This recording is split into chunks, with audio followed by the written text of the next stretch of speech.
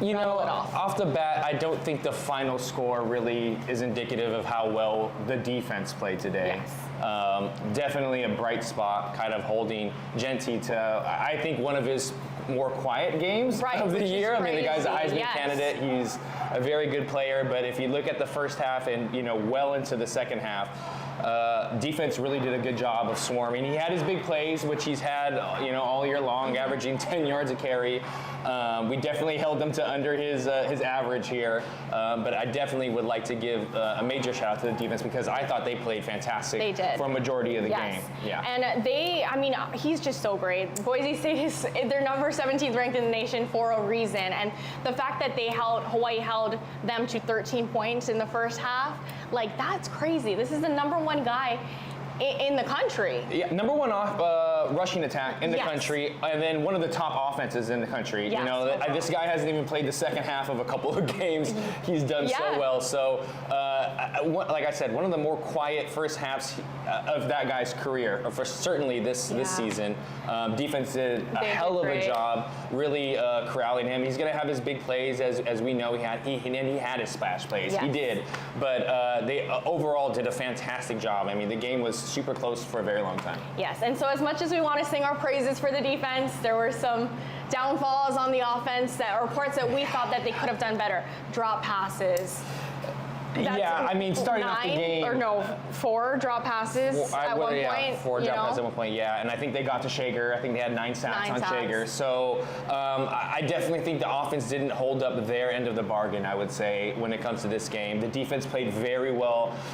It just wasn't complimentary football. But you can still see how close this game was, even with the inconsistent play on offense. You know, the drop balls are an issue, but I think one of the even bigger issues that we have is the penalties. How many times did Shager have a long run negated by a hold? How many times did a receiver go off sides? How many times did, you know, a targeting penalty? We had someone ejected again, you know? It just a little undisciplined, sloppy football. And against a team of this caliber, you cannot play like that and expect to win. You got to be accountable for your actions on the field, and you got to stay disciplined. If you don't do those things, you don't give yourself a chance to win against a really good football team. And one of the things you mentioned was the drop passes. So at what point, you know, for the play calling wise, do you notice, okay, we're seeing a pattern here, maybe let's run the ball, like let's change it up a little bit? I didn't see too much of Landon Sims tonight. Obviously he had a big catch early in the second, but other than that, you know, we didn't hand it off to him too much. I'm not we didn't rush. I think our leading rusher was Braden tonight, right? I think he was our number one. Landon did have a nice, I think it was a screen pass, and I think we'll show you guys that replay here coming up in a little bit. I think that was a really nice catch and run by Landon, got into the open field, you know, really helped jumpstart the offense a little bit on that drive. But rushing-wise, I mean, we haven't rushed the ball particularly well all year long. I think we all know that we intend to pass the ball. We have Shager, we have some offensive weapons at receiver, but tonight those guys just didn't get it done for whatever reason, but didn't start off the game well with the drops. I think the first pass was a drop. I think the second pass might have been a drop, so kind of started off shaky there, but like we mentioned earlier, the defense played well enough to keep us in this game for a really long time. Yeah, and you mentioned Landon Sims' big catch in the second. We'll go ahead and show you guys that right now. That was one of the bigger highlights of tonight.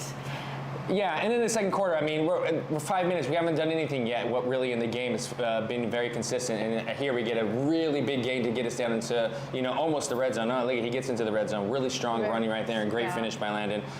Really good play call here. We caught them blitzing here, it looks like, and we're able to hit them on the other side with a nice little shuffle pass. I think, you know, all the true Hawaii fans love this play here, reminiscent of Nate Ilawa and Reagan Maui are running down and you know, making some really great plays. But other than that, we really didn't have too many other big splash plays. I think we can cut to maybe Tylen Hines had a nice. Did put us on the map for that one, our one touchdown of the night. Yeah, our one touchdown here, 2nd and 19.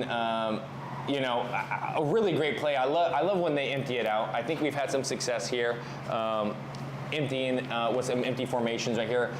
You have a linebacker, a mismatch right here. They're playing cover 1, and you have number 41 here who is a linebacker on Tylen. So anytime you see that, I think Shager knows this is a mismatch here. We get a great little set and release, and you know, we finished the play there for a nice touchdown. And I mean, Shager also, he loves Pafele Ashlock, and they had kind of a rocky, you know, situation tonight, but one of the big highlights was this big catch in the first quarter. kind of got things rolling a little bit. Yeah, and you know, when I saw this play happen live, I was hoping that he put the ball out a little bit further. Because if you can see this, it's kind of, he waited on it a little bit. Pofele right here, as you can see, he has to kind of follow to make the catch. He kind of throwing him downfield a little bit. We all know Shager has a big arm and can really throw that deep ball. So this could have potentially been a touchdown on this play right here. I think this is a big play waiting to happen. I think it could have been a touchdown. It was wide open. And then, you know, I think we walk away with no points on this drive. Right. We missed the field goal. So, you know, opportunities right here that really, we have a chance. When you have these opportunities right here to make these big splash plays, to complete them and turn them into a touchdown, you have to complete those opportunities if you want to win a football game, right? You got to find those ways to win.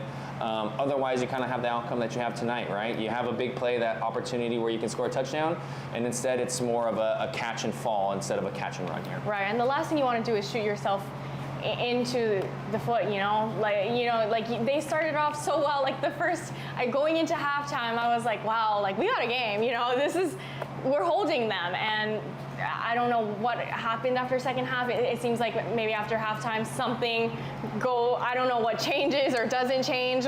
Yeah, you know, you hope that they come out a little bit more inspired in the second half here. I think, like I said, you got to have some really good complementary football. You need that to have good flow within the game, right? You need to be running in all three phases of the football.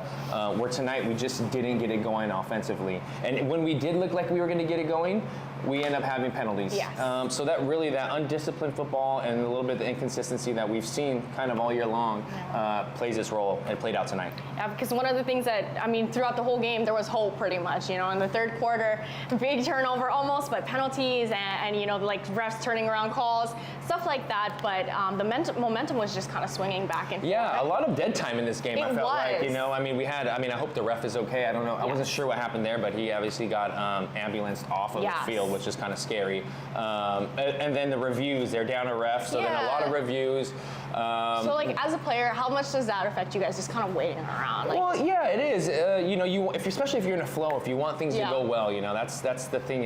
You don't want it to break what you have, especially if you have momentum going. You know, I think that could have been huge when we thought they looked like they had a fumble, but they didn't, and then they end up scoring it, you know, a few plays later. So that was really kind of the straw that broke the camel's back, in my opinion, was after that. Then it looked like, you know, the defense was a little bit defeated at that point. They had played well and valiantly all game long, and then, you know, a little too much. Yeah, and I mean, looking towards next week, Hawaii's on the road. They go to play Washington State. Tough matchup. I mean, we have a lot of tough matchups coming up. But so what are the kind of things you think that they'll be talking about throughout the week to focus on? Offense has got to start faster, right? You cannot have 0 points in the first quarter. You know, if we can start off a drive strong, a series strong, score on the first possession, 3 points, score on a couple possessions straight. You know, I think that's. I don't know if we've scored on consecutive possessions this year. Very much, if at all. You know, like that's what you want to see is put up 14 points back to back, right? Put up 7, put up 3, and then your defense has some time to rest and also has a little bit more to play for, right? You can play with a lead. I don't think we've played with a lead very much this year. So those are things I'd like to see. Always starting off fast is a good thing, but you know, you hope the defense shows up and plays like they have, but you hope the offense can pick it up a little bit. You know, I think an area of improvement that we can really work on is scramble drill. Yeah. I see Shager, he scrambles out a lot, and you know, receivers, these are things you practice a lot, is where to go when you see the quarterback break the pocket. And that's something we can expect a lot from Braden, because that's what he does. Yes. You know, he gets out on the around like defenses like Boise State tonight, they were pressuring him on almost every drive and every play, and so he had to leave the pocket, and so everyone else kind of got discombobulated after that. So I think, like you said, working on that in practice going forward, knowing what to do when the pocket breaks. Because those are big plays waiting to happen. So many times in my career here at UH and even in the NFL are broken plays where the quarterback is scrambling, and then, you know, it's hard for a defender to cover you in that huge field for, you know, 10 seconds, right? They don't know where you're going. You're running this way, all of a sudden the play's going back this way.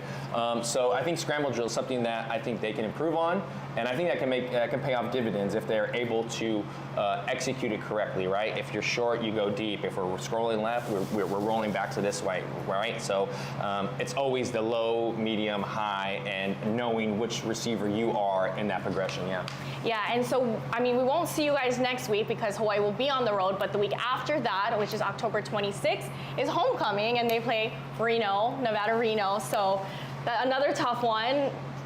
Yeah, it's homecoming. It is. So let's focus on that because it will be homecoming, and we hope everybody is out here enjoying that. Festivities will be happening on Upper Campus, on the path, Legacy Path. So a few new wrinkles to the game day activities. Yeah, but homecoming, everyone's got to show out for that. And but no, hoping for the best next week, and then. And I mean, overall, the crowd was great tonight. So shout out to all you fans out there. You know, it was so fun being out there. Shout out to the UH marketing staff. They kept it a good time. The music, like, it was such a great environment. All we needed was a win. Yeah. You know? Well, hey, winning cures a lot of things, right? The skies are bluer. Everything is more beautiful. The birds are right? chirping. Exactly. Yes. But you know, a tough game. I thought we played well. The fans were in it until the very end, until the fourth quarter. You know, this was a great game. This was a very close game. I wish our offensive could have played a little bit better, gave our defense a little bit more hope to play with.